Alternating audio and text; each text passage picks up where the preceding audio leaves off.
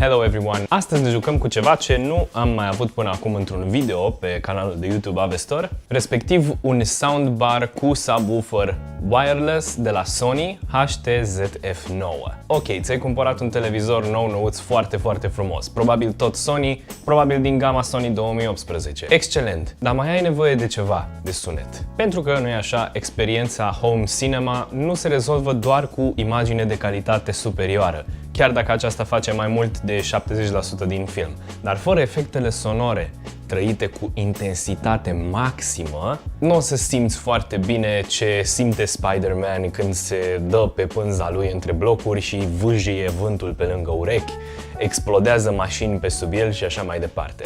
Nu o să simți asta pentru că nu ai un subwoofer și nu ai un soundbar capabil să reproducă sunete de calitate cinematică. Acum ai, cu HTZF9. Păi HTZF9 exact asta vine să facă. El se îmbină super bine cu orice televizor și vine cu o grămadă de funcții care să-ți ofere calitate Dolby Atmos DTS-X într-un format super ușor, la propriu chiar foarte ușor, este un soundbar extrem de ușor de ridicat și de mânuit, cu un subwoofer wireless. Deci ai scăpat și de cabluri și tot ce îți poate colmata spațiul și îți strică designul în living room. Grila de pe fața soundbarului are prindere magnetică. Un lucru foarte fain pentru că nu mai ai grijă acestor conectori care să se rupă și să nu mai poți să o legi înapoi.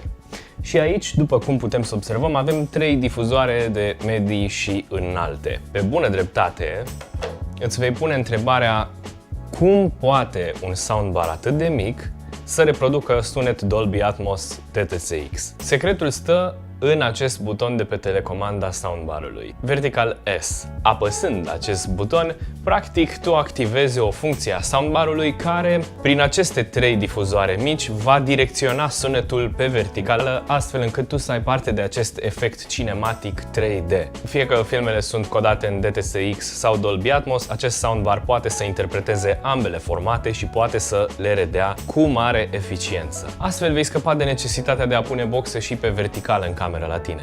Acest soundbar în mod specific suportă și conectarea unor boxe de spate, respectiv modelul de boxe Z9R de la Sony. Cu ocazia asta poți să dai un kick sunetului de surround și să ai un pic de sunet și în spatele tău direct din difuzoare. Practic, cu funcția Vertical S, acest soundbar o să îți poată reproduce sunetul din filmele pe care le urmărești, ca și cum le-ai ascultat dintr-un sistem 7.1.2. Bineînțeles, pe lângă controlul soundbarului de la distanță din confortul canapelei tale, telecomanda aceasta mai are o grămadă de alte funcții. Respectiv, ai numeroase preseturi pe ea care îți setează sunetul în funcție de contentul pe care îl urmărești. Fie că sunt filme, fie că este muzică, fie că sunt jocuri din PlayStation. Avem funcția de Auto Sound, Cinema, Music, Game, News, Sports și Standard. Ai butoanele Night, Dimmer și Voice, care sunt toate gândite pentru a putea acționa foarte rapid asupra soundbarului în condițiile în care probabil deranjezi lumea din jurul tău, vrei să reduci puțin basul și să nu trezești vecinii, sau vrei să normalizezi sunetul și să scapi de orice preset.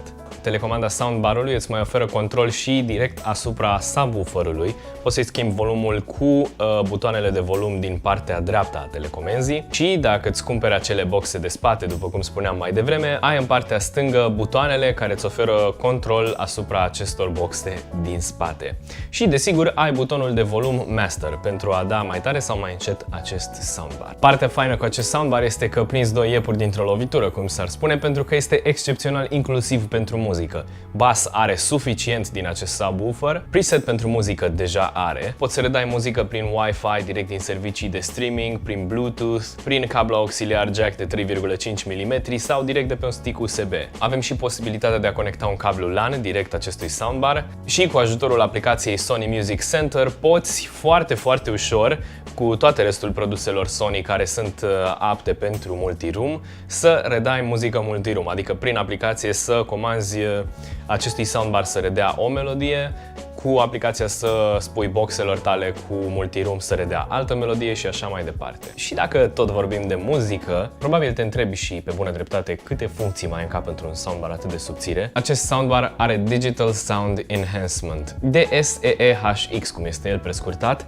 și această funcție practic ia muzica pe care o redai tu indiferent de sursă și o îmbunătățește cât mai mult și cât mai aproape de format High Resolution. Funcționează și cu Google Assistant și are Chrome Chromecast built-in și vei putea reda muzică pe același soundbar atât timp cât sunteți în aceeași rețea Wi-Fi. Soundbarul acesta arată foarte, foarte bine și dacă e pus chiar în fața televizorului pe comodă sau agățat pe perete, pentru că din ce am înțeles în cutie vine și cu un bracket pentru a-l monta mai ușor. Și credeți-mă, pur și simplu este o joacă de copii să conectați acest soundbar. Pur și simplu băgați subwooferul și soundbarul în priză, ele se vor recunoaște unul pe celălalt, pentru că deja se cunosc.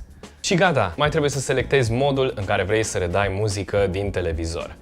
Prin sistemul Pass-Through 4K HDR, acest soundbar poate să fie conectat direct la un Blu-ray player, set-top box HD sau chiar un PlayStation și va suporta probabil toate formatele Home Cinema. Deci o să te bucuri de sunet DTS:X sau Dolby Atmos în funcție de sursa de pe care redai filme. Are câteva butoane de control cu touch aici în partea de sus și partea de conectică în spate. Dacă tot suntem aici, hai să-l ducem la un mic test drive în showroom. Vom da play unui disc demo Dolby Atmos și vom auzi care este diferența între sunetul pe care îl obținem din soundbar atunci când folosim funcția Vertical S de pe telecomandă și când oprim funcția Vertical S de pe telecomandă.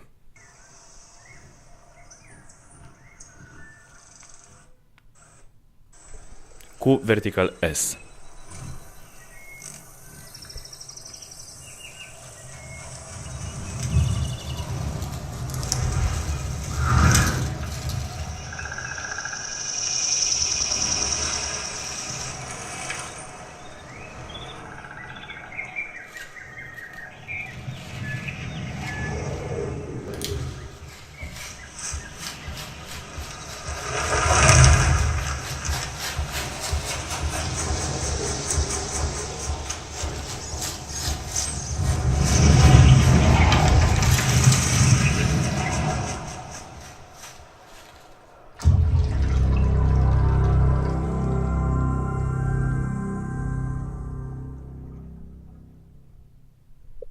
Mulțumesc foarte mult că v-ați uitat la clip. Să vă gândiți super serios la a vă cumpăra un soundbar cu subwoofer pentru sistemul de acasă, pentru televizorul de acasă, pentru că și dacă nu se vede într-un film, sunetul joacă un rol probabil mai important decât personajul principal. Dacă v-a plăcut acest clip, să nu uitați să dați un subscribe pe canalul nostru de YouTube și să ne urmăriți pe Instagram, Facebook sau LinkedIn. Pa!